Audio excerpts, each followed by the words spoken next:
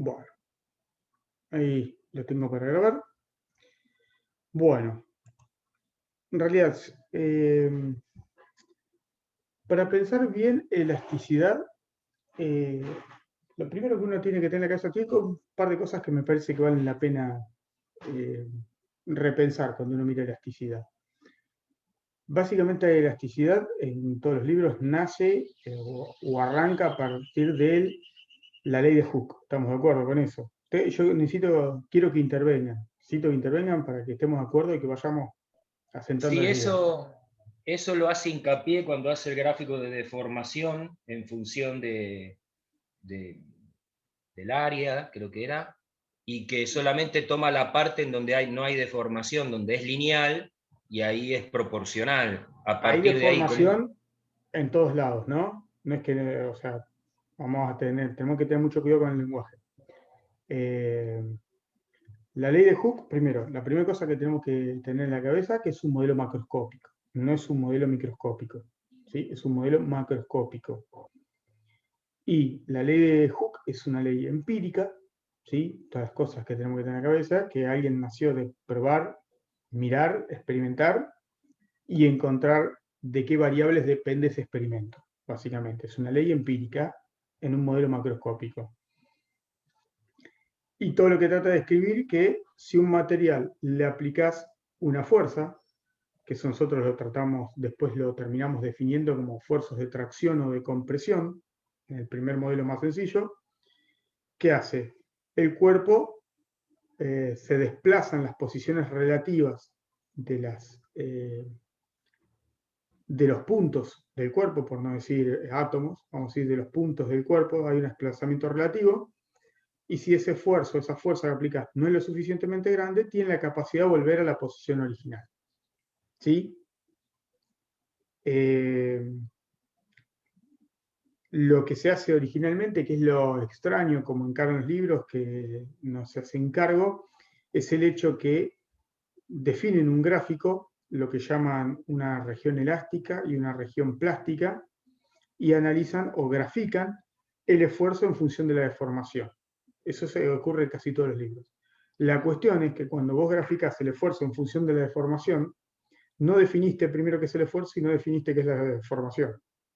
O sea, todos los libros te trazan un gráfico de lo que es la elasticidad y la ley de Hooke, pero no te dice qué es cada una de las variables que definiste. ¿Sí? Nosotros vamos a trabajar, o sea, voy a conservar la nomenclatura del Feynman. Yo tengo una duda con eso. ¿Por qué se pone el esfuerzo en función de la deformación y no al revés? Si lo que nosotros tipo, modificamos es el esfuerzo. El esfuerzo.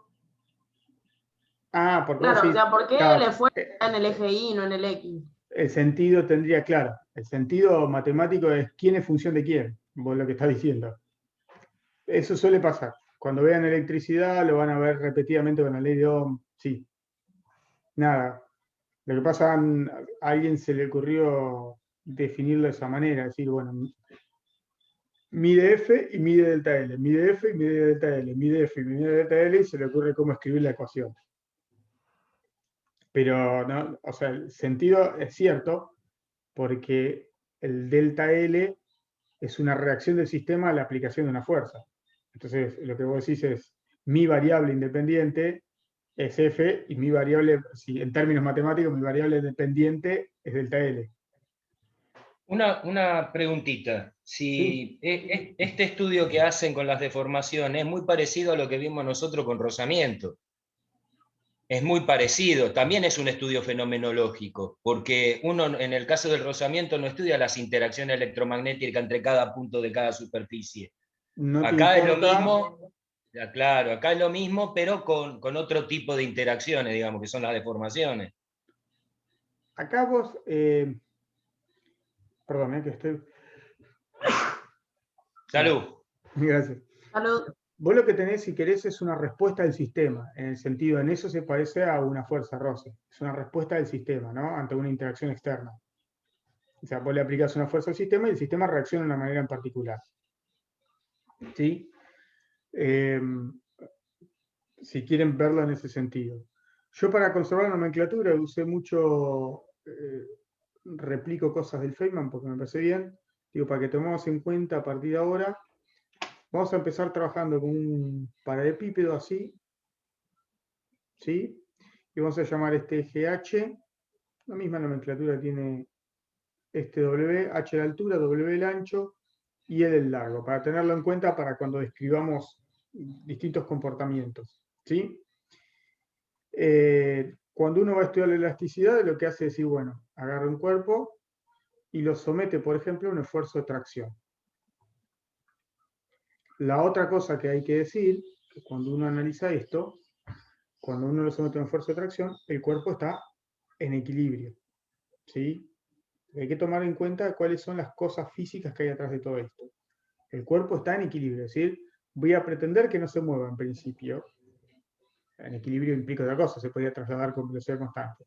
Pero en principio vamos a pensar en nuestro modelo mental que tengo un cuerpito, una figura geométrica de esas características y que le aplico fuerzas, ¿sí? Fuerzas de tracción, o sea, lo estiro en la dirección de L, si querés.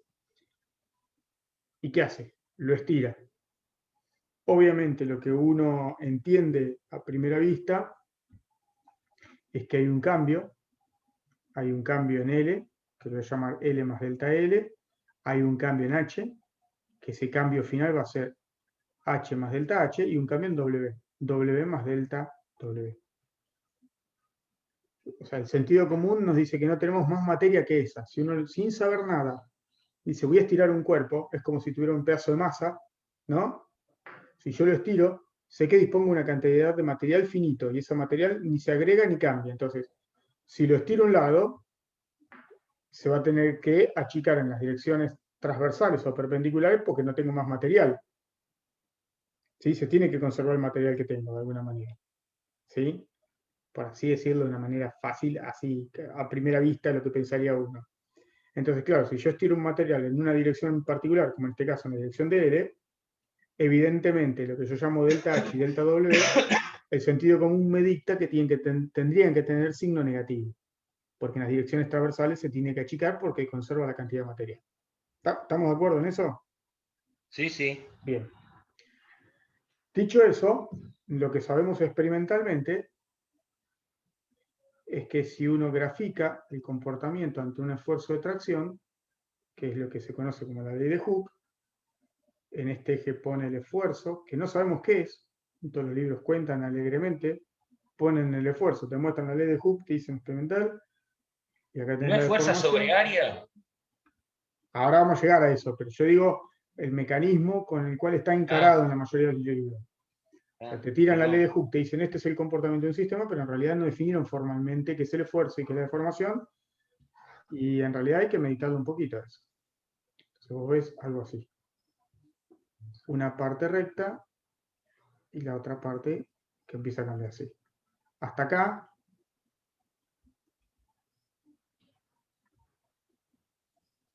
Tengo un régimen lineal y todo ese régimen lineal, toda esta región, ¿sí? Donde tengo una respuesta, una relación lineal entre lo que llamamos deformación y esfuerzo, que todavía no sabemos qué es. Fuera de esa región lineal, tengo lo que llamo una deformación plástica, o si quieren, esta región lineal la llamamos deformación elástica, y fuera de esa región tengo esta curva así, que aumenta el esfuerzo y ya no cambia linealmente. Ante un aumento del esfuerzo no cambia el cambio en la longitud, no hay una relación lineal con el esfuerzo, y el cuerpo ya no recupera más su forma original. Y tengo una deformación de tipo plástica. Eso es lo que uno observa experimentalmente. ¿Estamos de acuerdo con eso? ¿Una consulta de esa parte? Sí. Una vez que deja la parte lineal, ¿siempre va a tener una forma determinada para todos los materiales o cambia respecto del material? O sea, puede ser... ¿La forma de la curva? Sí. No lo tengo en claro. Si, en principio te diría, si, lo que pasa no conozco todos los materiales, la verdad es que no. Yo quisiera creer que la forma de la curva no es la misma para todos, por el tema que los coeficientes no son iguales para todos. Ok. ¿Sí? Pero no tengo en la cabeza todo, como no trabajo en tema en particular, es un tema muy, muy específico para alguien que trabaja en el tema, yo tendería a creer que no todos se comportan en el régimen plástico no todos se comportan igual. Pero bueno, está bien. Pero así en el ejemplo general, ¿eso debería ser asintótico a algo? ¿A un valor? ¿O Lo que pasa tiene que haber, después de la deformación plástica, tiene que haber una región de ruptura, ¿no? O sea, tiene un límite donde corta, y no es lo mismo para todos los materiales. está bien, listo? ¿Sí? Gracias. El mecanismo para cuánto podés estirarlo en una dirección en particular, sin que se rompa, y cómo se deforma, depende del tipo de material. Porque puede tener interacciones más fuertes o más débiles en el interior, pero eso ya cambia la descripción. Eso te lo da los parámetros, ¿no? Porque las tablas traen dos parámetros, uno es el coeficiente de Young, y no me acuerdo cuál es el otro, y de esos dos sacás los otros dos, o puede haber una tabla que te traiga los cuatro parámetros. Eso es previo a la región de ruptura, ¿sí? O sea, cuando vos describís el sistema en términos, ella dice después, en la región de deformación, dice Marina, cuando tenés una deformación plástica, ¿de qué depende la forma que tiene la curva de la deformación plástica? Si es para todos igual, si entendí bien lo que me preguntó, o cambia con el material. Yo quiero creer que cambia con el material porque no es todo el mismo, pero no tengo en la cabeza el comportamiento de todos los materiales, en realidad. No recuerdo haber visto un comportamiento general, ¿sí? Pero bueno, nosotros no vemos. En particular eso para el que se dedica a estas cosas, ¿no? Una preguntita, Sí. es mera especulación, ¿no? Lo que voy a decir por ahí es una gansada y sepa disculparlo. No pasa nada. Si el material, nosotros lo que sabemos que al estar formado por átomos y haber interacciones entre los distintos átomos de fuerza, de atracción y repulsión, interacciones en general entre ellos, supongo yo que dependiendo de la fuerza, el sentido de la fuerza, es cómo va en el momento en que está a punto de romperse, esa forma va a depender de en qué sentido responden cada una de las interacciones entre los distintos átomos que forman el material, ¿no? Bueno, eso es lo que yo le decía a ella, que eso depende, ahí ya estás diciendo de alguna manera que depende de las características del material, Claro, del tipo de interacción que tenga. Lo que pasa es que hay cambios de modelo. O sea, porque nosotros estamos diciendo una descripción macroscópica. No, sí, ahí ya no responde al te modelo. tenés que mover a otro modelo para escribir eso. Entonces sí, eso ya no lo sé. Como que pierde el sentido de esto, porque los parámetros que tenés definidos, los coeficientes definidos, son para un modelo macroscópico, ¿no? Sí, es en la zona lineal, pura y exclusivamente lineal, ¿sí? Exactamente. Por eso nosotros estudiamos la zona lineal, ¿no? ¿Sí? Bien. Dicho eso, visto esto, lo que uno hace primero pensar es qué es el esfuerzo, qué es la deformación, y medir por qué ese comportamiento lineal, o describir matemáticamente, si quieren de alguna manera, ese comportamiento lineal. Entonces, lo que se hace siempre es, o sea, es pensar cómo describir el esfuerzo en términos de la deformación. Entonces, ¿qué haces? Le aplicás una fuerza, como hicimos el dibujito acá, este sería en nuestra figura geométrica L, aplico una fuerza de atracción, estoy pensando que el cuerpito no se mueve, y si aplico una fuerza de atracción, lo que veríamos es algo así, ¿no? Exagerado porque los desplazamientos son infinitesimales. Voy a tratar que el dibujo me salga lo mejor posible. Una cosa así.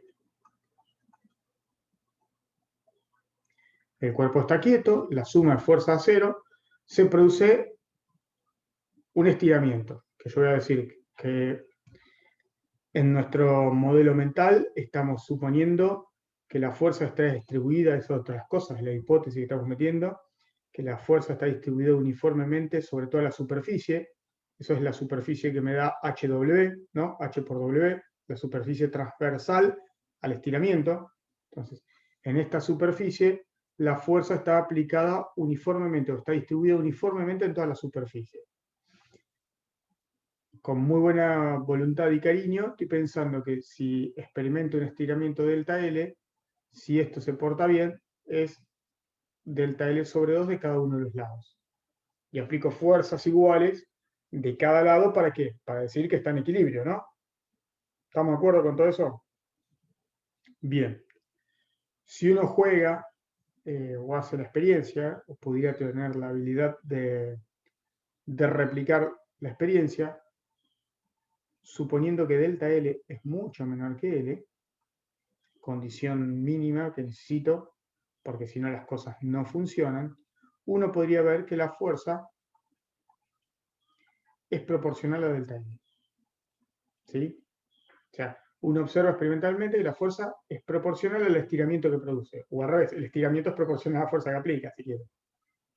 ¿Sí? En eso estamos de acuerdo. Esto es empírico todo. De alguna manera, lo que se le ocurrió al bueno Yang es decir, para independizarnos de las dimensiones del material y caracterizar el material, por decirlo de alguna manera, en vez de definirlo en términos de delta L, ¿sí? Lo podemos escribir en delta L sobre L, porque te da la deformación por unidad de longitud, de alguna manera. Y eso te independiza de las características del material. Si vos tenés un material de 30 metros, un metro te da lo mismo si definís lo que llaman la deformación unitaria, o sea, delta L sobre L. Entonces, fue más fácil escribir, dijo, bueno, esto depende, es inversamente proporcional a L. O sea, lo escribo como delta L sobre L, y eso lo definió como deformación unitaria. Encontró la manera de independizarse, insisto, de las características geométricas del material, o de la forma, si quieren. Insisto con esto delta L sobre L se llama deformación unitaria. La otra cosa que se dio cuenta experimentalmente Yang es que la fuerza que necesito aplicar para producir una dada deformación depende de la superficie transversal. ¿Sí? O sea, muy fácil mentalmente de entender la experiencia. Si yo tengo un bloque de área transversal, en este caso HW, H por W, si pongo dos bloques idénticos, uno pegado al otro, para producir el mismo estiramiento necesito el doble de fuerza. ¿Sí? ¿Se entiende lo que digo? Josefina, o se despertó todavía Josefina, la estoy viendo acá justo, se está tratando de despertar. No, sí, te sigo. ¿Sí? Entonces, necesitaba claramente la experiencia, con una experiencia muy básica, ponemos una figura geométrica de ese tipo, un paralelepípedo de ese tipo, con esas dimensiones. Le aplico una fuerza F, se estira un delta L. Digo, ahora voy a poner 2. O sea, en realidad pongo uno más grande que sea el doble de ese. Para producir el mismo alargamiento veo que tengo que aplicar el doble de fuerza.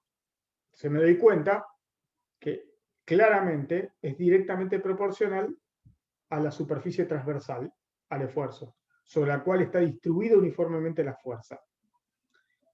Entonces yo podría escribir con ese razonamiento, que es un razonamiento de tipo experimental. Esperen que se me fue alguien y volvió. Ahí está. Uy. Eso no tenía. Ahí está. Que acá viene uno de los detallecitos que cuesta siempre la discusión. A delta L sobre L. Es directamente proporcional al área. Y acá viene la cosa que tenemos que pensar un poquito. La fuerza es un vector. ¿Sí? La fuerza es un vector. Entonces, si voy a escribir una igualdad matemática, del otro lado tiene que haber un vector. La parte vectorial del otro lado de la igualdad, a la cual yo quiero arribar matemáticamente, ¿sí? Para tener una ecuación que me describa el comportamiento elástico de los materiales, me la da el área.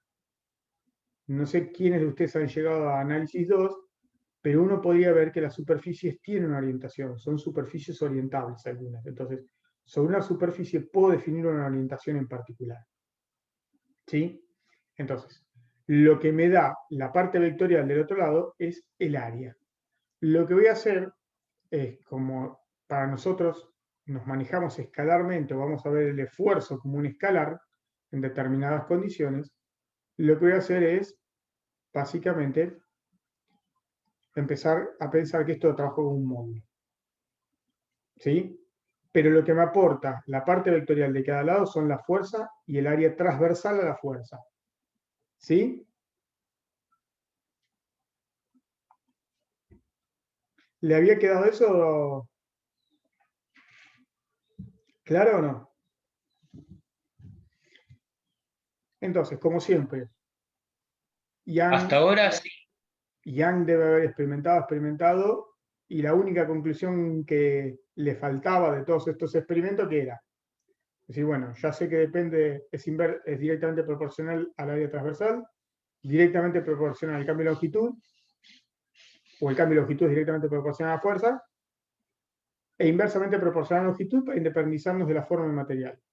Y me di cuenta que los alargamientos a igual fuerza se producen distintos alargamientos, por más que conserve la misma figura, dependiendo del material. Entonces, ¿qué hace? Para escribir la igualdad, el bueno de Young, voy a escribir la F sin vector ya, y se pongo un coeficiente, que ese coeficiente es característico de cada material. Y escribe la ley de Hooke de esta manera. ¿Sí? Entonces llega una expresión a una igualdad matemática que le permite describir los alargamientos en función de la fuerza, aunque, como dijo bien Jain, pareciera que está escrito al revés. Este coeficiente que está acá, es característico de cada material y se le conoce como módulo de Young. ¿Sí? Como el módulo de Young, y depende claramente de cada material. Nosotros estamos acostumbrados a que esto no lo escribimos de esta manera, y en realidad, para respetar el gráfico, lo que vemos en el gráfico, la ley de Hooke, es el comportamiento lineal que obtuvo Hooke en términos de fuerza y deformación, lo que terminamos escribiendo de esta manera: fuerza sobre área igual al módulo de Young delta L sobre L. Y ahí sí me queda lo que conocemos como ley de Hooke, que estas cosas son los módulos de estos vectores, del cociente del vector fuerza al vector área. ¿Estamos de acuerdo hasta ahí? ¿Sí? Sí, sí. Entonces, ahora sí llego a la expresión que yo quería.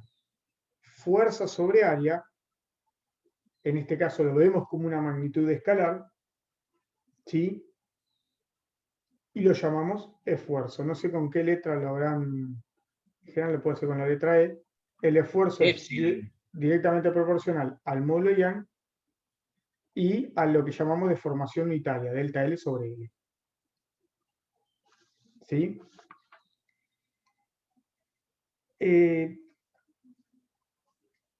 ¿Cuál es la contracara de este análisis? ¿O qué nos falta para completar el análisis?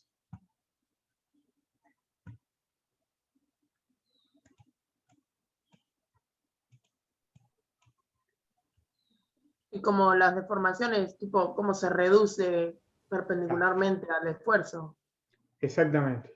O sea, la contracara de este análisis es que si yo ejerzo un esfuerzo de tracción o de compresión en una dirección en particular, evidentemente cambian las direcciones transversales del cuerpo, lo que decíamos. Tengo un L más un delta L, un H más un delta H y un W más un delta W. Ahora, eso es lo que relaciona a Poisson, ¿no? Exactamente. Entonces, los signos de eso, si delta L es positivo, porque le ejerzo un esfuerzo de tracción en una dirección, en este caso en la dirección de L, evidentemente tengo un esfuerzo de compresión en las direcciones transversales. Y la cuestión es de qué depende esa compresión transversal, perpendicular al esfuerzo de tracción. ¿Sí? ¿Estamos de acuerdo con eso? Sí, yo bien. Sí. Lo que observó, y esto es empírico, lamentablemente no hay mucho para discutir, yo lo voy tirando acá para que ustedes pregunten las inquietudes que tengan, pero lo que tengo es, si ejerzo un esfuerzo, insisto con esto, si ejerzo un esfuerzo de tracción en una dirección en particular, tengo evidentemente una deformación en la dirección transversal. Lo inmediato a pensar, si quieren, que es de qué depende la deformación en las direcciones perpendiculares a la cual yo hago el esfuerzo, ya sea de tracción o de compresión, es lo mismo. ¿Sí?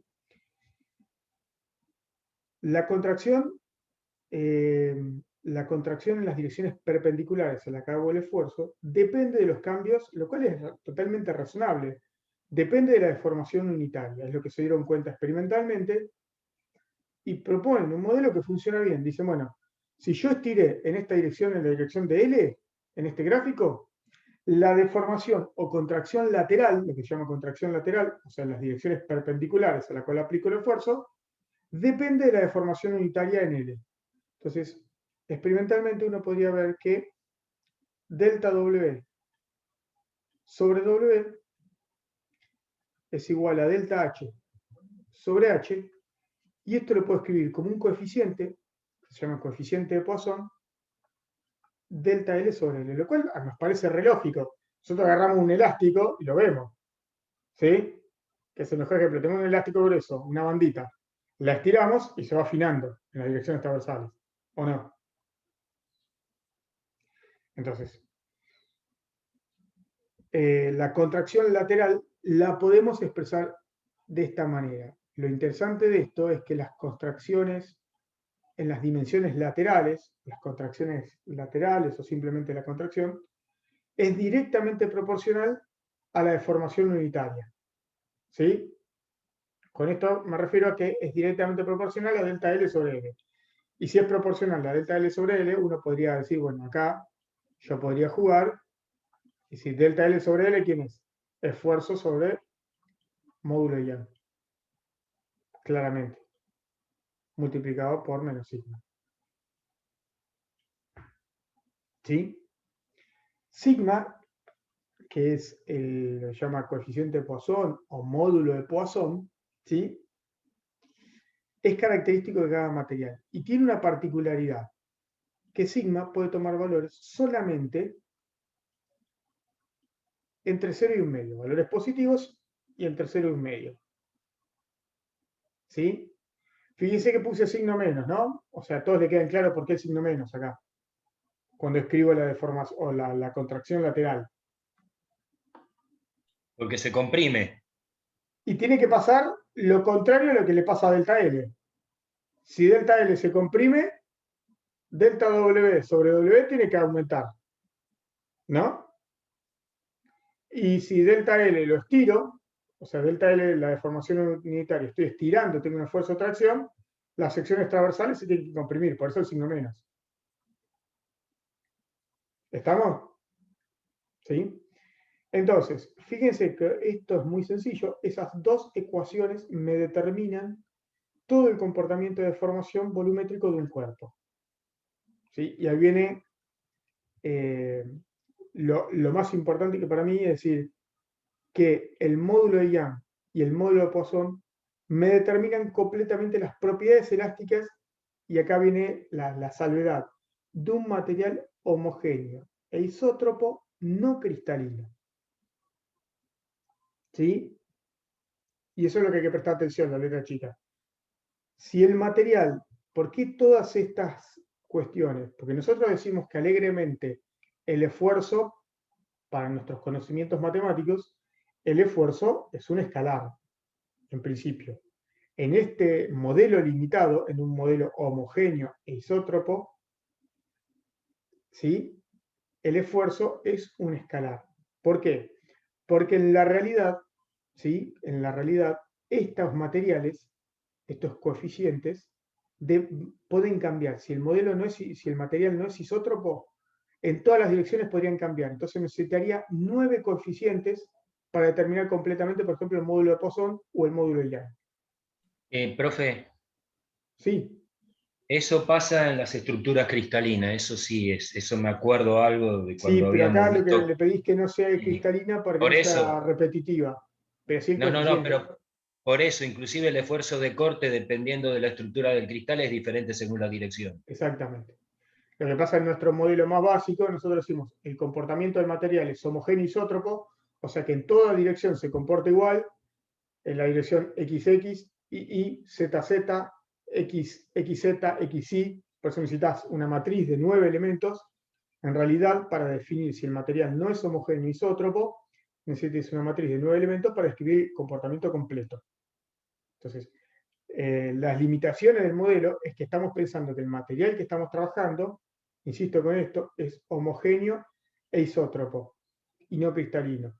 Si cumple esas condiciones, todo el comportamiento elástico del material lo puedo escribir solamente con conocer el módulo Poisson y el módulo de Young. ¿Se entiende eso? ¿Sí? Buenísimo. Nos falta algo para completar, decir, bueno, ya tengo todas las herramientas para analizar cualquier, porque acá ya básicamente tenés todo. Si uno lo piensa un poquito, acá ya tiene todo, básicamente. Uno lo que necesita, en principio, dentro de lo que nosotros pretendemos movernos, ¿no? De lo que aprendieron ustedes. Con esto ya estaría todo, pero en realidad ustedes vieron otras cosas, vieron un poquito más. En realidad, ¿tenemos todas las hipótesis físicas para describir una deformación de un material homogéneo isótropo? ¿O nos falta alguna hipótesis física para describir cualquier tipo de deformación? Ah, los agarré, ¿eh? ¿Cómo, profe, puede repetir? Ahí les digo. Digo yo, de lo que leyeron. Tenemos todas las hipótesis físicas para describir, o sea, con estas dos ecuaciones.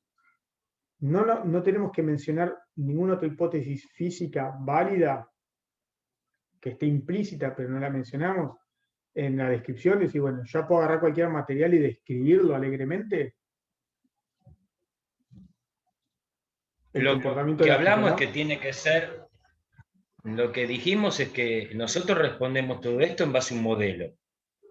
Y en base a las características del modelo, todos estos parámetros, estos dos que acaba de explicar, es lo que me permite hallar los otros dos, que son el de compresibilidad o factor de Sí, compresibilidad y todo lo demás. Pero dentro del modelo, de acuerdo a lo que usted nos explicó, supongo, quiero entender que no, pero en realidad, considerando todo lo...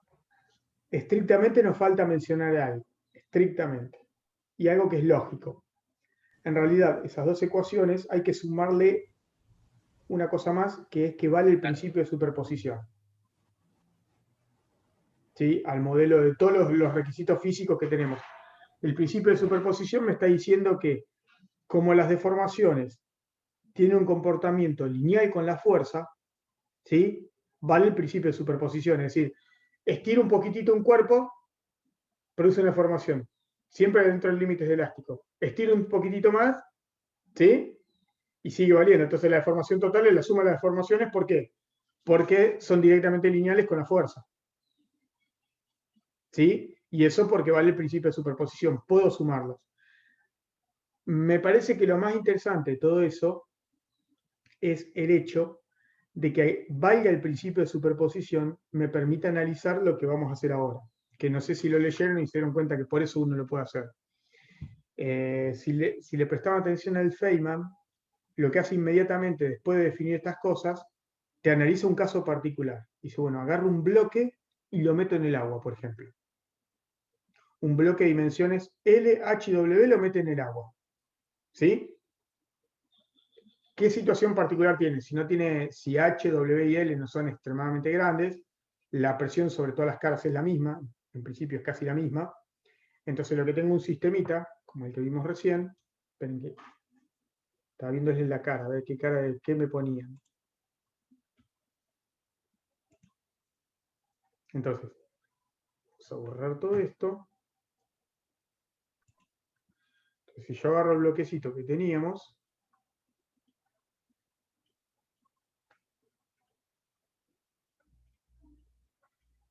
que nosotros lo hemos llamado, quiero conservar el dibujo en las notaciones habituales, H, W y L, ¿sí? Entonces, si lo meto en el agua, ¿qué tengo? Todavía no vimos, en realidad tenés una... Sí, acá ya porque estamos repasando con final. Sabemos que la presión, vamos en principio a suponer que es la misma sobre todas las caras. ¿Sí?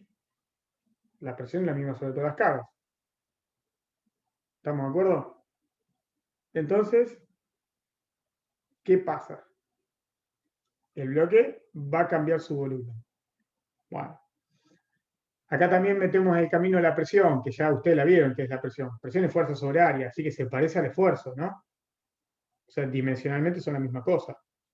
Aunque estamos trabajando sobre sistemas distintos cuando vemos un líquido que un sólido que se Y deforma. en su momento me pasó un montón eso de decir, bueno, la presión y el esfuerzo, entonces son lo mismo o no son lo mismo. Dimensionalmente son lo mismo, lo que pasa es que no podés decir que son lo mismo, porque precisamente la definición que diferencia un sólido de un líquido, ¿qué es?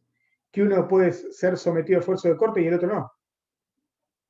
Entonces, vos podés tener una deformación o un esfuerzo, ¿sí?, de tracción o compresión en un sólido, pero no en un líquido, así como vimos. Si vos agarras un líquido, lo separás, si lo estirás, ¿no? Entonces es diferencia, no son la misma cosa, aunque dimensionalmente son la misma. Explícitamente no son estrictamente iguales, son cosas distintas. Entonces, si yo meto un bloque de esas dimensiones de algún material que tiene sus características, es decir, conozco de este material, cuando sé el material ya sé cuánto vale sigma, o sea, cuánto vale el módulo Poisson y el módulo Young. Lo meto, ese material se deforma, ¿sí? Y acá es interesante que uno lo copio y replico el ejemplo porque me parece que es muy bueno. Lo que hace Feynman, dice, bueno, yo agarro y analizo, o sea, ¿cómo hace para analizar el comportamiento? Es el cambio volumétrico de este bloque. ¿Lo analiza por separado o no? ¿Pero por qué lo analiza por separado? Porque las fuerzas van en direcciones distintas y vale el principio de superposición. El esfuerzo total lo suma, dice, la suma de los esfuerzos, porque es directamente proporcional a la fuerza. Entonces, si no valiese el principio de superposición, no puede hacer el análisis por cada eje como si fuese un evento separado. ¿Sí? Por eso digo, es importante saber que vale el principio de superposición. Entonces, bueno, por ejemplo, agarra, y si tengo esto, analizo primero W. Esto es W, así el orden, y tengo la presión sobre estas camas. ¿Qué le pasa a W? Debido a ese esfuerzo, ¿sí? ¿Qué le pasa? Yo podría escribir esto, el esfuerzo, en términos de W, ¿quién es? Menos el módulo de Young, delta W sobre W, ¿no? O sea, cómo se contrae en la dirección de W. Ahora, si yo lo pienso en términos de L, me interesa ver qué le pasa a L, ¿sí? Como la contracción lateral debido a este esfuerzo es proporcional al esfuerzo, es proporcional a W, yo podría decir que delta L, ¿sí?, le voy a llamar delta L2 sobre L2, es ¿quién? Menos el módulo Young, ¿por quién?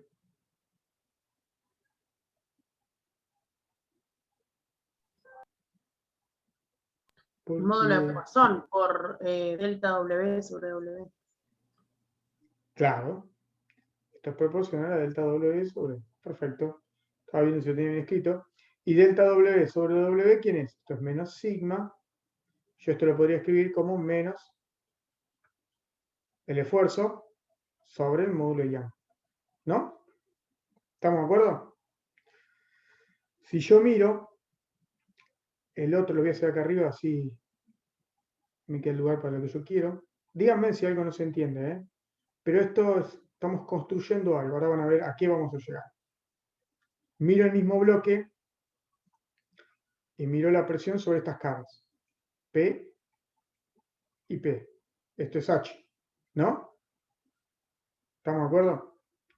Entonces, de vuelta, el esfuerzo, o sea, cómo cambia delta H ante un esfuerzo de compresión, lo puedo escribir con menos I, el módulo Young, delta H sobre H. Comprimo en la dirección de H, o sea que en la dirección de L uno esperaría que pase, que se estire, debido a esos esfuerzos, ¿no? Entonces, yo podría escribir acá, ¿sí?, que yo lo llamé delta L3, después vamos a delta L3 para enumerar los distintos, el eje es delta L, pero como son debido a acciones distintas, a esfuerzos distintos le pongo un subíndice distinto. Delta L3 sobre L3, ¿cómo lo puedo escribir? Menos sigma por delta H sobre H. O sea que esto me queda como, ya acá los signos menos podría cancelarlo, sería menos sigma por menos P por módulo de Young. ¿Estamos de acuerdo hasta ahí? Ya vamos a llegar a algo productivo, no se preocupen. ¿Qué me faltaría? Analizar delta L. ¿Sí?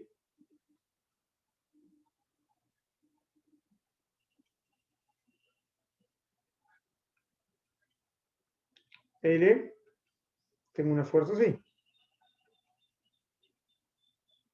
¿Sí? Tengo un esfuerzo así. ¿Qué le pasa a L?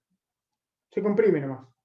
O sea, como estoy analizando qué le va a pasar a L, no me importa los otros, solamente tengo un esfuerzo de compresión. Y ese esfuerzo de compresión se escribe menos el módulo de Young, delta L, que yo creo que lo llamé delta L1 sobre L1.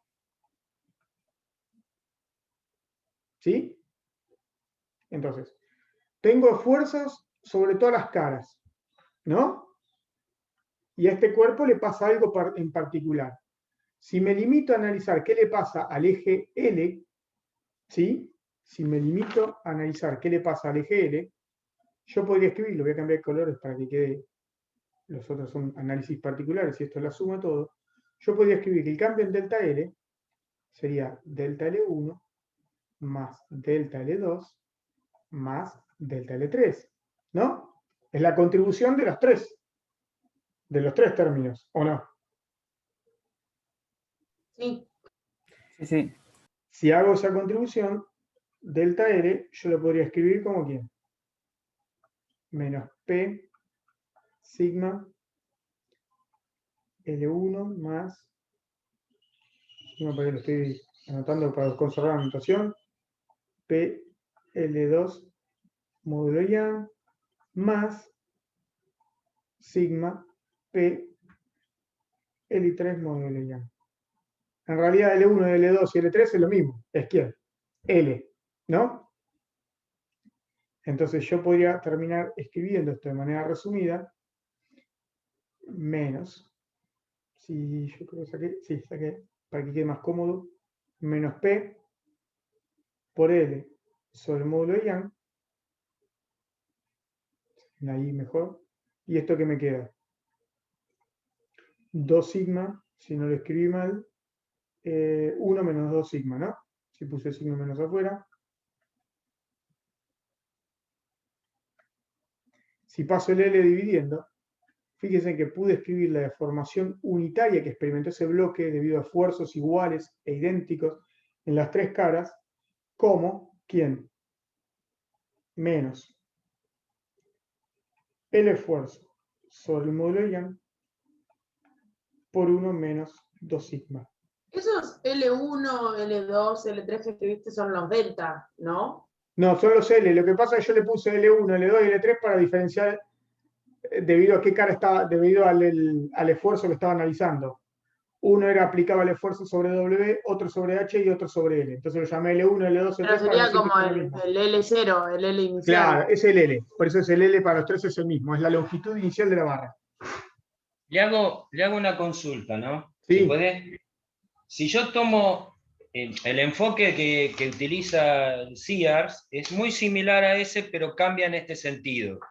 Yo lo que voy a determinar es el cambio unitario de la unidad de volumen. Y sé que el volumen va a ser L0 más delta L, más A0 más delta A, más, yo lo llamé A, B, delta L. Entonces L0 más delta L por A0 más delta A más B0 por delta B.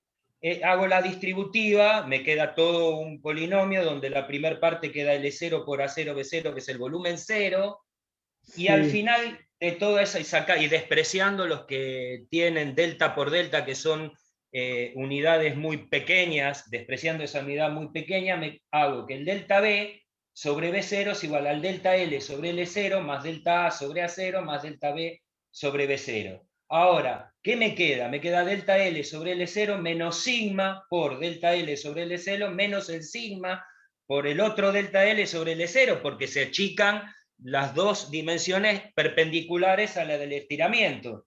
Entonces, si yo saco que delta B sobre B0 y saco factor común delta L sobre L0, me queda que 1 menos 2 sigma por delta L sobre L0, que en definitiva es fuerza sobre área por 1 sobre el coeficiente de Young. O sea que me quedaría algo similar a eso. Tendría que ver las cuentas bien para seguirte, porque así no te puedo seguir, pero tendría que ver las cuentas. Nosotros lo vamos a encarar, nosotros, fíjate, lo que hicimos es, lo estamos construyendo. Lo que hicimos es decir, bueno, tengo esfuerzos iguales en las tres caras. Lo que hice fue ver cómo cambia una de esas caras, la deformación unitaria de una de esas caras, debido a los esfuerzos en las tres caras. Y llegamos a esa conclusión, ¿no? A ver, se me fue Marina y volvió. Dame un segundito y ahora les muestro por qué hicimos este camino.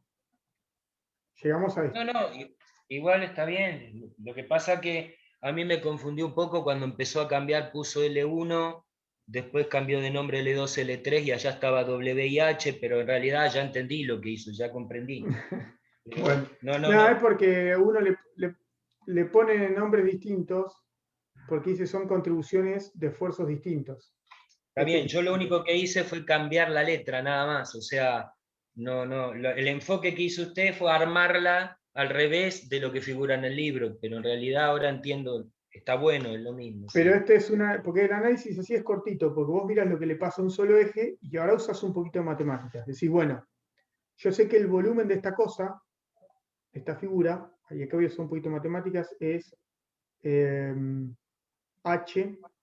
HWZ.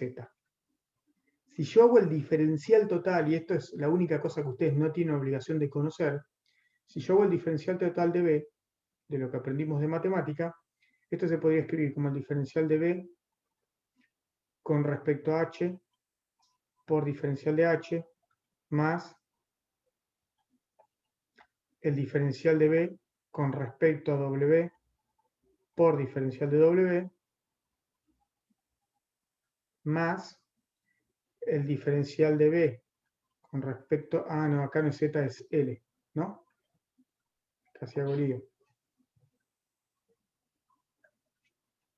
Diferencial de B con respecto a L por diferencial de L. Si ustedes esto lo reemplazan, la derivada de B con respecto a H me queda, la derivada, dijimos, de B con respecto a H me queda WL por diferencial de H, más, ¿sí? Esto, ¿qué es? Si es la derivada de B con respecto a W nomás, me queda HL. HL diferencial de W.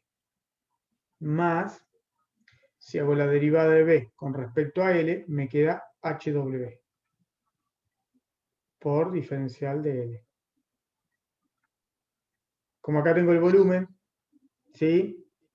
Si lo que hago es, creo que la cuentita, dividir por el volumen, esto perdón, anoté mal, si el diferencial de volumen lo divido por el volumen,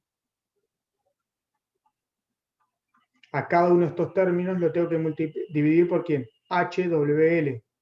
Entonces ahí me queda, si lo divido por HWL, acá me queda derivada de H sobre H más derivada de W sobre W más derivada de L sobre L. Entonces, la deformación volumétrica, yo la puedo ver que es matemáticamente,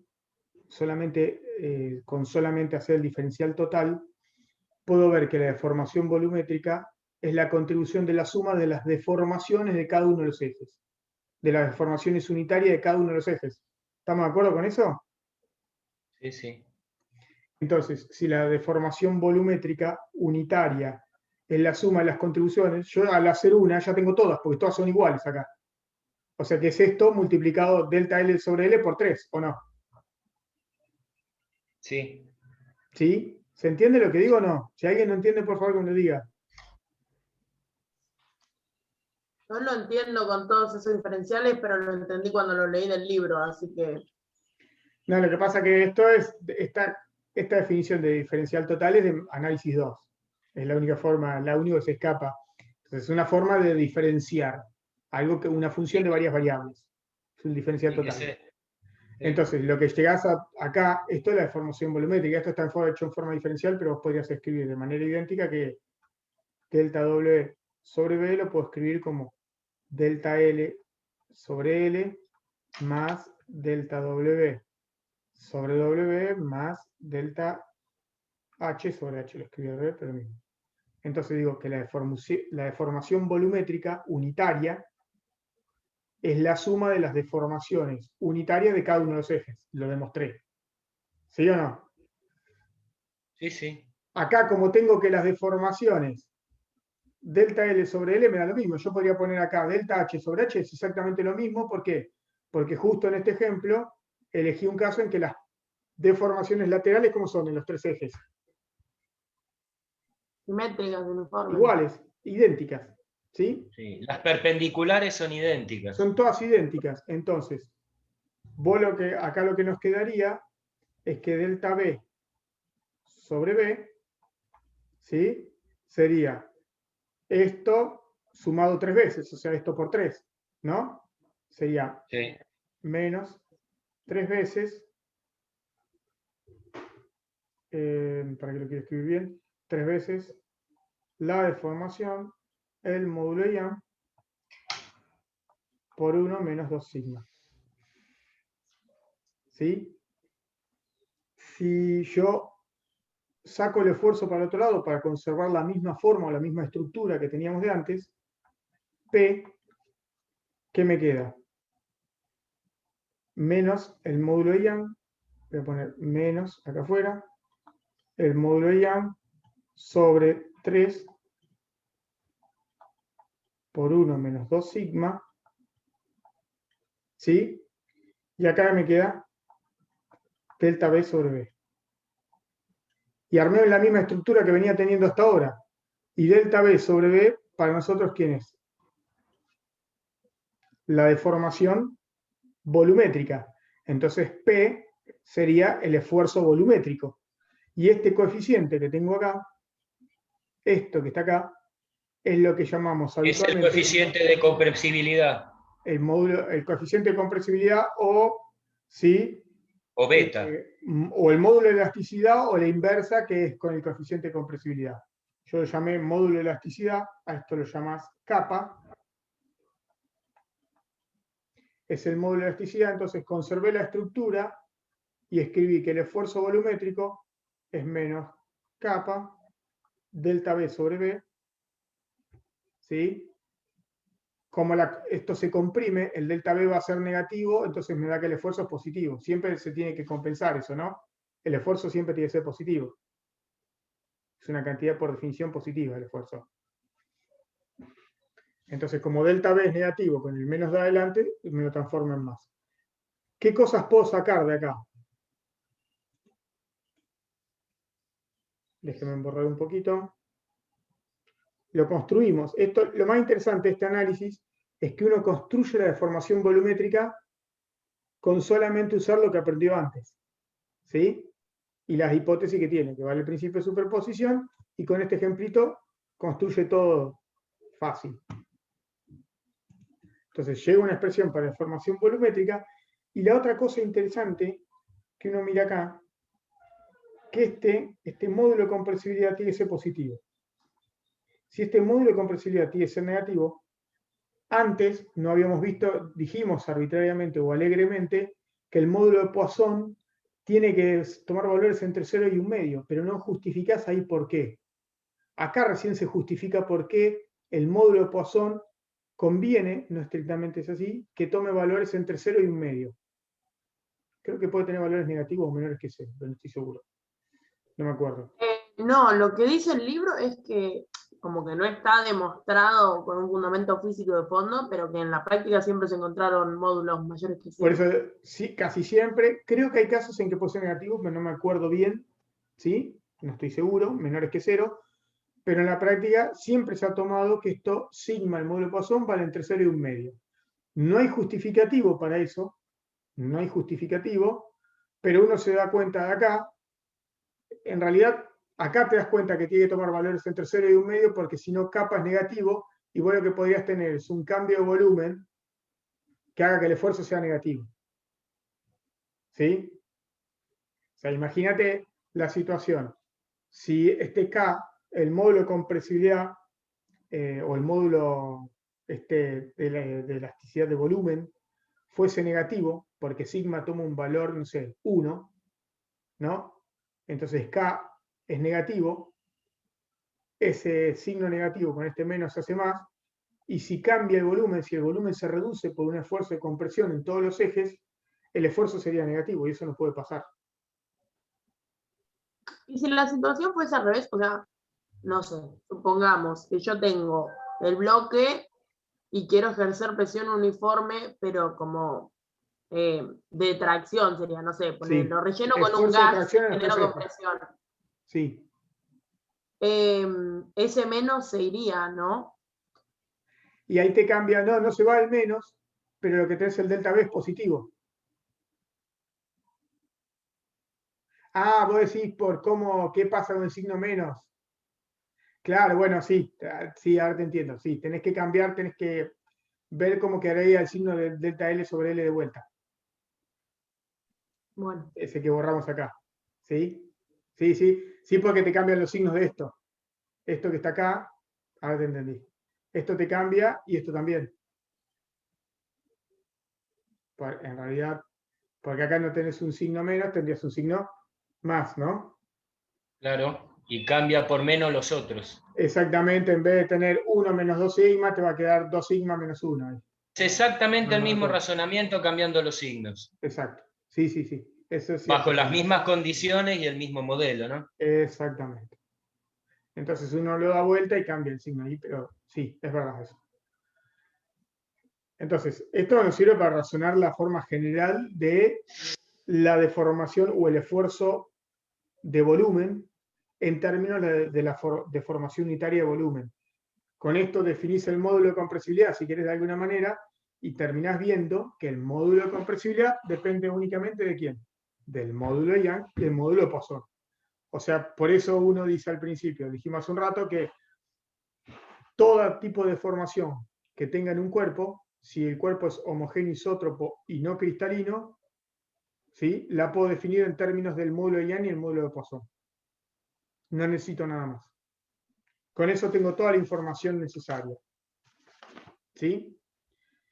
Y por último, para terminar el análisis, lo que nos queda es ver lo que llamamos habitualmente deformaciones de corte, que es lo que, una vez que introducís la deformación de corte, la usás para definir la diferencia entre un sólido y un líquido, ¿no? ¿Está? Entonces, medio que uno va construyendo todo esto. La deformación de corte no usa ni más ni menos que lo que aprendimos hasta ahora, por eso no es tan difícil entenderla. ¿Sí? Deme un segundo que cambie la yerba.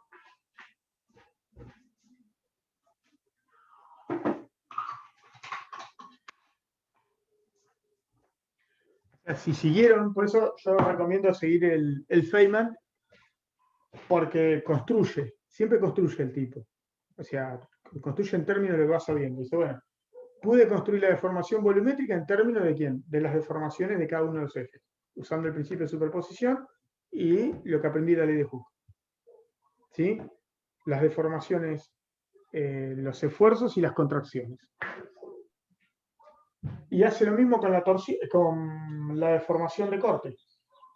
Dice, bueno, si todo el comportamiento elástico de un cuerpo homogéneo isótropo y no cristalino lo puedo escribir en términos de módulo Young, voy a hacer lo mismo con la deformación de corte. Y la deformación de corte no es ni más ni menos que tener un cuerpo de vuelta. El cuerpo no está acelerado. A mí me gusta el dibujito que hacen pensar que este cuerpo está agarrado acá, que tiene un ganchito, y lo deformo. Tiro con una fuerza así, está agarrado de abajo. Muchas veces le ponen fuerza a los dos lados, ¿sí? Pero le impedís que rote también, ¿no? Porque a veces lo que hacen es decir, bueno, pongo una fuerza acá, pongo una fuerza acá abajo para que esté en equilibrio, pero además no puede rotar. Entonces ahí le sumas una condición física más. Cuando tenés el esfuerzo de corte, estás pidiendo que la sumatoria de fuerza sea 0 y la sumatoria que sea 0. ¿Sí? ¿Está? Entonces, ¿qué hace el cuerpo? Se deforma, obviamente. Una visión exagerada, porque las deformaciones son pequeñitas, hace una cosa así. ¿Sí? Entonces, esto cambia un ángulo θ. ¿Sí? En realidad, lo que hace muy criteriosamente para construir a partir de todo lo que sabemos, Feynman, que era un genio notable, lo que dice esto mismo, lo puedo pensar así. Tengo como si fuese una cara, miro, un cubo que tiene una diagonal D, ¿sí? Y lo que hace, dice, bueno, le aplico, voy a usar hasta las mismas letras, para no... Lo que importa es el razonamiento, G, y acá tengo fuerzas así, ¿no? Fuerzas aplicadas sobre esas caras. ¿Qué estoy haciendo? Lo estoy estirando. Al aplicar fuerzas así, esfuerzos de corte de esa forma, ¿qué es lo que cambia? La diagonal. La diagonal. Claramente lo que cambia es la diagonal. ¿Sí? Esto mismo que estoy viendo ahí, que si lo puedo hacer una versión más simplificada, es como si lo rotara. Esperen, le voy a borrar, porque me parece, insisto, yo uso en esta parte del Feynman porque me parece brillante como el tipo lo plantea. Dice, nada, esto como si lo roto, y me paro sobre la diagonal.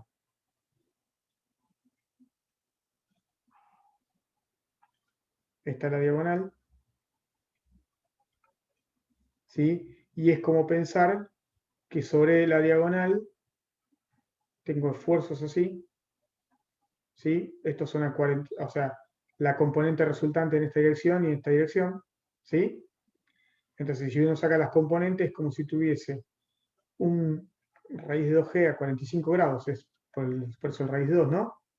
Por 2, ¿sí? Porque tengo 2, es como si tirara con raíz de 2g para acá.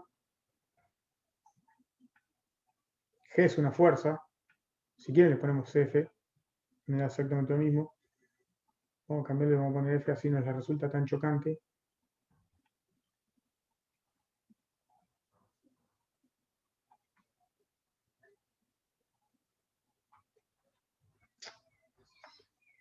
O sea que tengo F, F, F y F.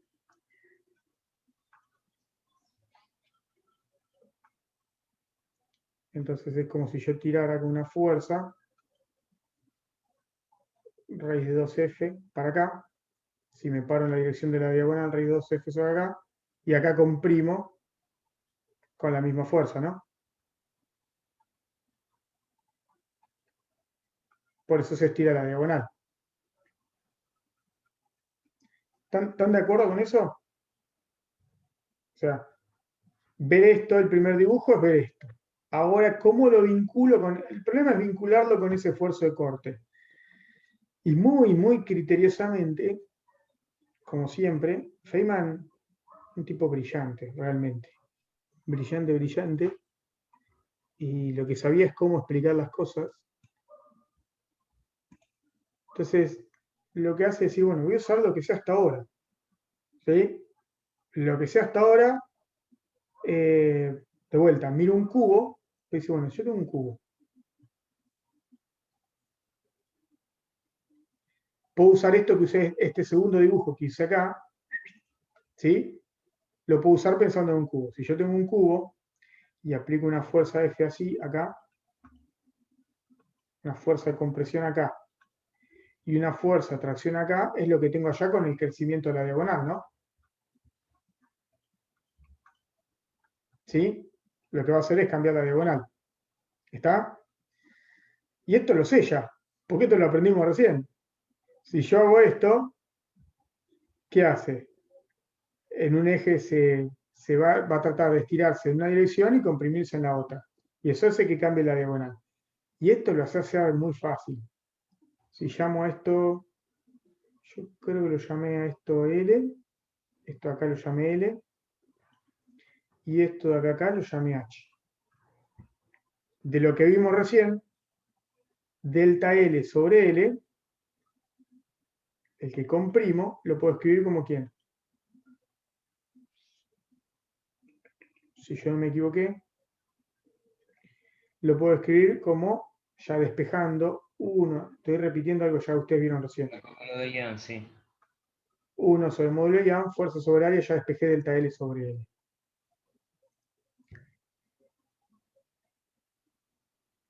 Más que, esto lo vimos recién, si solamente tengo estos esfuerzos, ¿qué me faltaría acá? Ahí es L. Una es la El contribución producido de... por la deformación en H, ¿o no? Exacto, tengo que sumar la contribución de lo que hago en H. ¿Sí? ¿Y eso qué sería? Lo habíamos visto sigma más 1 sobre el módulo de Young, fuerza sobre área. Es todo lo que vimos recién. No sé quién había dicho que justo tengo minimizado a 4 nada más. ¿Lo estamos haciendo bien? Porque el delta L no es negativo. Sí, me perdí con los signos, profe. Lo tengo... Déjame pensar. Entonces, si lo tengo con presión en 1, Si estoy estirando hacia allá, en la parte L se va a tendría que estirar. ser todos para afuera. Lo dibujé al revés, ¿no? Porque tendría que ser como si fuese el cubo para que se estire la diagonal.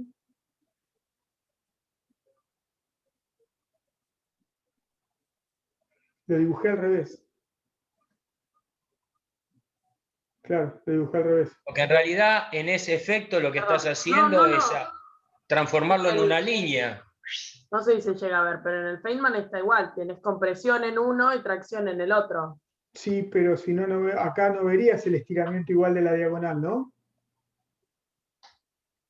En Vamos a ese pensar. caso, no. En ese caso se achicaría. Claro, porque Se tenés... transformaría en una línea. Porque vos lo estirás en este sentido, lo apretás acá y contribuís al estiramiento en la misma dirección.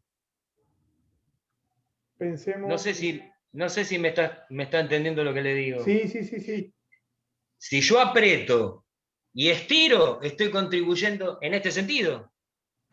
Sí, Lo que pasa hace en es el Feynman, lo que hace en el Feynman es al revés, es agarra y analiza el lado, tipo, el lado en el que haya tracción, y abajo pone en una oración la variación de, bueno, el otro sentido pone altura, en este caso, es simplemente menos esta expresión. Sí, O pero sea, con el como menos... que Está bien, está bien, está bien.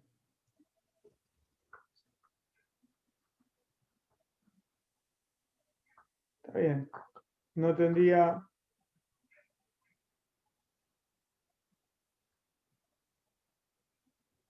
No, está bien, está perfecto así. A ver, ¿por qué? Vos estás viendo cómo crece la diagonal. Para ver el mismo esfuerzo, decís, bueno, quiero ver lo mismo que pasa en el gráfico arriba, las diagonales. No, me quedé pensando ahora sí, digo, ya veo que dibujé algo al revés. Miremos este de acá de vuelta. No sé si se ve. La diagonal inclinada que hice en rojo, la diagonal. ¿Sí? Para ver cómo se estira la diagonal, vos lo podés repensar si vos tenés esfuerzos de corte sobre cada una de las caras, como arriba, para que se estire la diagonal tenés los esfuerzos a 45 grados, ¿no? A ver si está bien. Sí, está bien. Eso es lo mismo que esto que graficamos acá al costado. Es como, para que se estire la diagonal de esa manera, es como que de un lado lo comprimo y del otro lado lo estiro, ¿no? Claro, digamos, aunque no, el cuadrado no es exactamente lo mismo, el efecto que está buscando es que la Para diagonal se escribirlo en estire. términos de los coeficientes es exactamente lo mismo. Claro, Entonces, no es que este dibujo, este cuadrado sea igual al otro, sino que no, está te sirve para representando el sacar la mismo expresión efecto. general, para sacar la expresión Representa el general. mismo efecto, Sí, en por definitiva. eso acá decís, porque yo me quedé pensando, digo, si lo deforma raro no, pero los coeficientes del sigma es menor que el módulo Young. Entonces no es la misma la contribución. Si vos tenés esto, acá estás pensando lo mismo, decís, de un lado lo comprimo, del lado Y del L lo otro lo comprimo y estiro. del otro lado lo estiro, para tener el mismo efecto de estiramiento de la diagonal. Está bien. Entonces, de un lado lo comprimo y del otro me cambia el signo, pero como tiene un signo menos adelante, queda la misma contribución. Son efectos cambiados. Por eso queda de esta forma. Ahora, si vos querés escribir, porque hay que pensar eso un poquito, esto es para delta L y delta H, hagas lo que hagas, esto, perdón, si uno hace la cuentita, esto puede sacar factor común F sobre área. Sí, yo creo que lo escribí así para que quede igual. Esto lo puedo escribir como 1 más sigma. Ahora se da cuenta uno en las cuentas que están bien. Ahora van a ver por qué. Si uno escribe en H tiene que ser exactamente lo mismo, pero ¿cómo? Opuesto, negativo. Claro, con N signo opuesto menos. sobre área. Cambia el signo. El tipo de formación es la misma, pero con signo cambiado. Si en un eje aumenta, en el otro tiene que disminuir. Entonces, delta H es lo mismo que menos delta L sobre L. O sea, en este caso es menos fuerza sobre área, o sea, el esfuerzo, 1 más sigma sobre modulidad. No, me quedé pensando, digo, ya veo que hice una cuenta mal, había escrito algo mal. Y acá el único detallecito es que uno usa esa expresión, ¿sí? Uno usa esta expresión para ver cómo cambia la diagonal, nada. Esto que sacamos acá, si estoy pensando que la diagonal se estira, ¿cómo me queda esto? 1 más sigma, de hecho, Feynman hace esta cuenta inútilmente, solamente esto no te sirve. Esa cuenta la hace para demostrar que lo que hace en un eje, en el otro sentido, tiene que ser el contrario, pero si vos querés ver la diagonal, ¿cómo haces? Digo, podría no haberlo hecho, ¿sí? Podría no haberlo hecho y no pasa nada. Acá, en el caso de la deformación por esfuerzo de corte, los dos esfuerzos que hacen, Contribuyen Tira para la lo mismo. diagonal. claro, estiran la Contribuyen para diagonal. lo mismo. Exactamente, Pero exactamente. eso yo lo que le preguntaba, profe, que si uno lo quiere entender como si fuera el mismo cuadrado, en realidad no es exactamente el mismo caso. Uno está representando el mismo fenómeno con el cuadrado rotado para explicar lo que pasa en el primero. Puede obtener, puede hacer las cuentas pensando con el cuadrado lo que pasa en el cubo viendo cuando cambia la diagonal. Exactamente, porque él quiere explicar el efecto de lo que sucede en la diagonal, pero no es que es Exacto. exactamente lo mismo, el mismo No, cuadrado. no son lo Yo estoy mismo. explicando el fenómeno. O sea, cuando vos rotás el dibujo y en vez de poner f y f ponés raíz de 2f, ya ahí sí tenés el mismo modelo. Ahí sí ya tenés el mismo modelo. O sea, esto que Sí, hicimos lo que acá, sí. que hicimos acá, no es lo mismo que esto, ¿No? ¿no? Pero el cubo acá es lo mismo que esto. Sí, Esto es lo mismo. Sí, es lo mismo que este. pero lo que marcaste entre la fibra de arriba, entre los dos colores, no es exactamente igual, pero explica el mismo fenómeno. Está Pero rotando y no tenés un cubo, pero tenés fuerzas iguales, de tracción y compresión, claro, por fuerzas eso iguales. estoy Sí, explicando el mismo fenómeno. Estoy demostrando con esa rotación que las dos fuerzas en el sentido de los vértices contribuyen al estiramiento de la diagonal.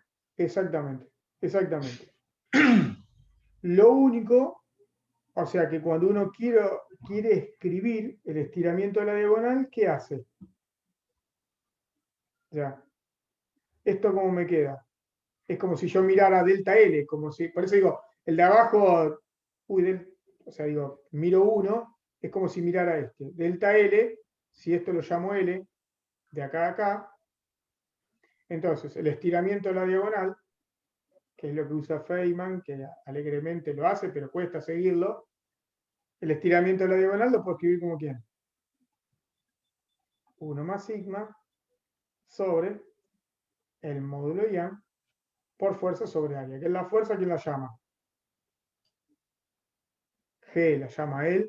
Nosotros la llamamos fuerza, F. Pero en nuestro modelo que queremos el estiramiento de la diagonal es, como es la componente a 45 grados, es raíz 2 de F. Pero el área también. ¿No?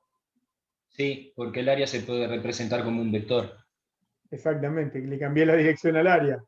Cambié la dirección de la Correcto. fuerza porque es el área Si es un perpendicular a vector, la la fuerza. tengo que rotar, claro. Entonces esto me queda raíz 2A. Nos queda lo mismo. Entonces, el tipo, con mucha sapiencia, termina expresando el cambio en la diagonal o la deformación unitaria de la diagonal como 1 más sigma sobre el módulo de Young por fuerza sobre área. Y después de ahí, lo único que hace es jugar con las matemáticas, porque a mí no me interesa escribirlo en términos de la diagonal, sino en términos del ángulo. ¿Cuánto se corre el ángulo con respecto a la normal? ¿Sí? Entonces después de ahí ya está. Juego un poquito. ¿Se entendió ahí? O sea, no se asusten, es conflictivo entender esto, siempre.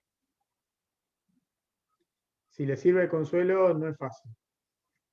Pero así todo este es el que me parece mejor lo explica o trata de darte una herramienta para que entiendas lo que estás haciendo.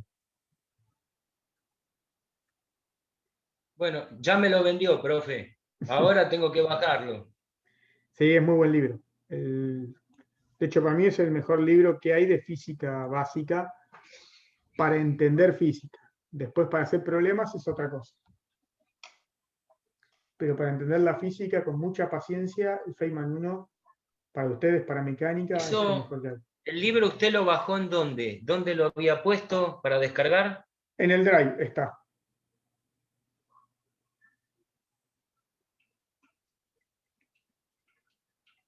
A ver si lo puedo bajar.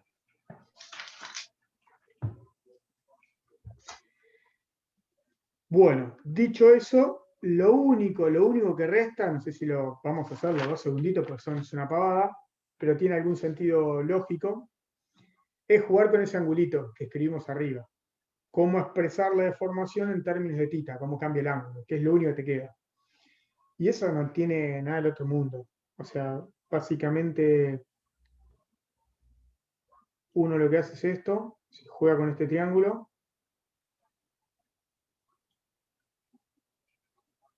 y se los dejo jugar acá, y en esta dirección tengo el cambio en la diagonal. Perdón, en el dibujo me salió. Qué fiero. Vamos a tratar de hacerlo un poco más razonable. La diagonal tendría que ir para acá. Sí, una cosa así. Entonces, tengo este ángulo es θ. ¿Sí? Pero no tengo el cambio de la diagonal, o sea, tengo el cambio de la diagonal que sería análoga al delta H de hoy, tipo de la que se hace más corta. Yo puedo sacar delta D, el cambio en la diagonal. El cambio en la diagonal será una cosa que va por acá, ¿no? Insisto, perdonen el dibujo, pero el delta D es una cosa así. A ver si tengo bien hecho el dibujo, para no hacer lío. Claro, el delta D tendría que ser así. Eso es el delta D. ¿Sí? Entonces, si uno juega un poquito, yo como lo llamé a los ejes para que...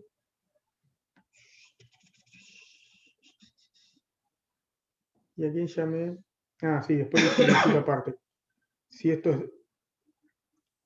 es delta D, el cambio en la diagonal, yo lo que hice el dibujito aparte era pensar, nada, tenés que ayudar con un par de herramientas, es decir, tengo un cubo del lado L, porque Feynman lo plantea en todo momento para un cubo para que las cuentas sean mucho menos complicadas.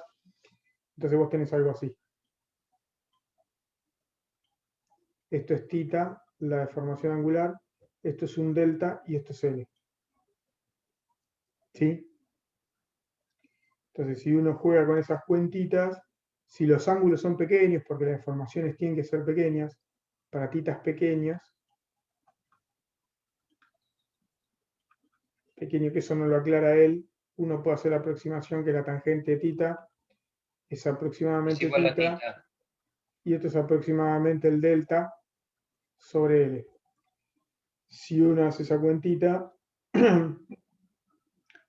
podría, yo que lo que hice es delta sobre L, y déjenme pensar cómo lo escribí.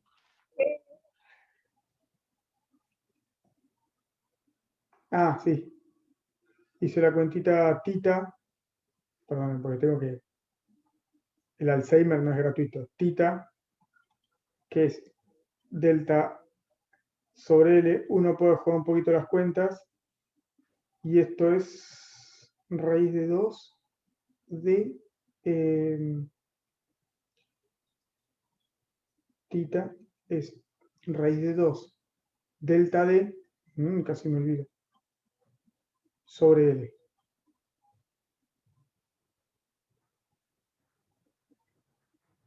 Sería raíz de 2 sobre L.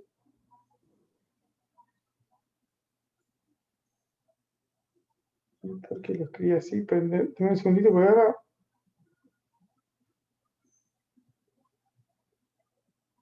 me agarró la duda si lo escribí bien.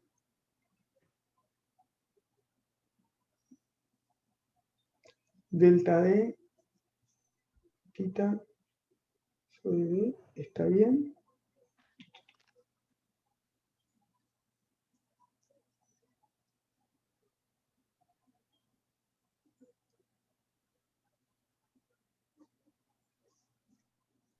Ujú.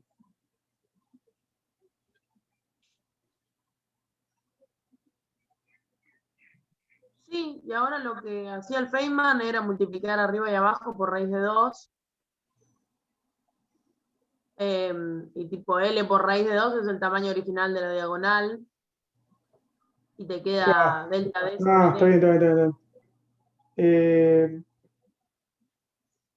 Estoy viendo si me... No, lo que pasa es que me quedé pensando, a veces hago las cuentas y después me olvido qué hice, por qué puse cada cosa y después tengo que repensar. Pero sí, sí,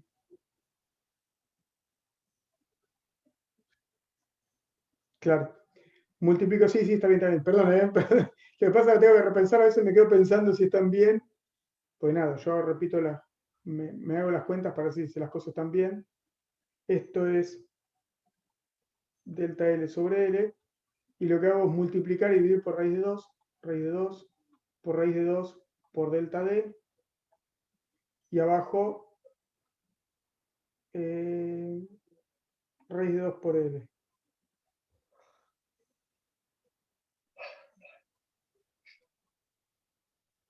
Por eso me quedé pensando, multiplique y divide por raíz de 2. Ah, por L. Ahora sí.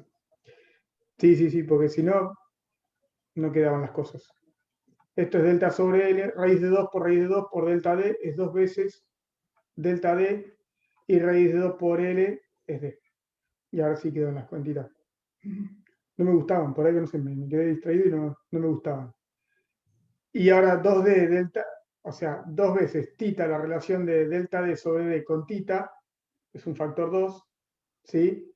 Entonces lo único que tengo que hacer, sí, nada, perdonen la distracción, pero me quedé pensando si estaban bien. Después a veces hay que repensar todo, está muy bien. Una vez que encontramos cómo cambia la diagonal ante un esfuerzo, insisto con esto, es matemática, después ya terminamos, cuando hallamos delta D sobre D, la parte física está. Lo que estamos diciendo ahora, queremos ver, dice, cómo relaciono el cambio de la diagonal con el cambio angular ante un esfuerzo de torsión. ¿Cuánto se gira el ángulo del cuerpo? Nada, entonces ahora lo puedo relacionar directamente. Ahora como tengo delta D sobre D, delta D sobre D, ¿quién es? Tita sobre 2. Si reemplazo acá, delta D sobre D, acá, es tita sobre 2, y me termina quedando tita sobre 2 es 1 más sigma sobre el módulo de Young, fuerza sobre área. O sea que el ángulo de deformación, que es lo que me interesa, es 2 veces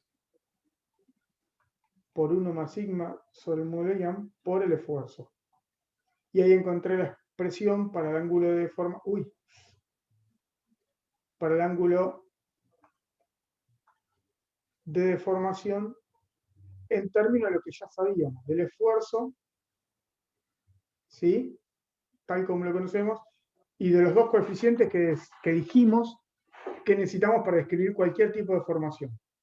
Insisto, siempre que el medio sea homogéneo e isótropo, ya tengo un esfuerzo de tracción o un esfuerzo de torsión, todo lo que necesito para describirlo, ¿qué son? El módulo Young y el módulo Poisson. Y el principio de superposición. No lo puedo evitar.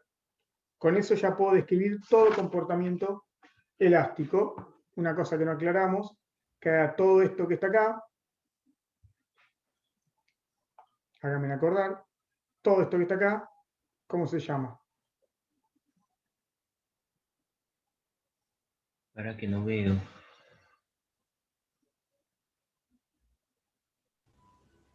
Módulo de corte lo tengo yo, pero no sé si es... Módulo, sí. Módulo de torsión o coeficiente de rigidez o módulo de corte. Hay un montón. Con la letra mu en general. Si no me equivoqué en ninguna cuentita, revisen por las dudas porque a veces me distraigo, escribo algo mal.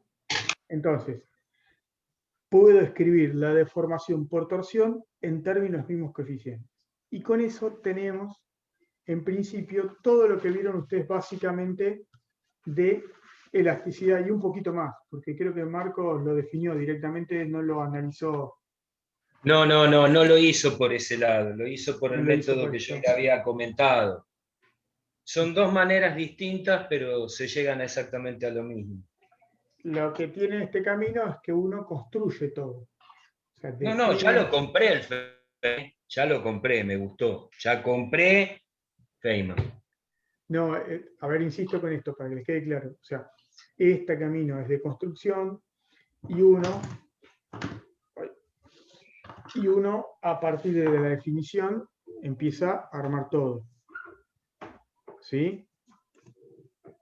Sí.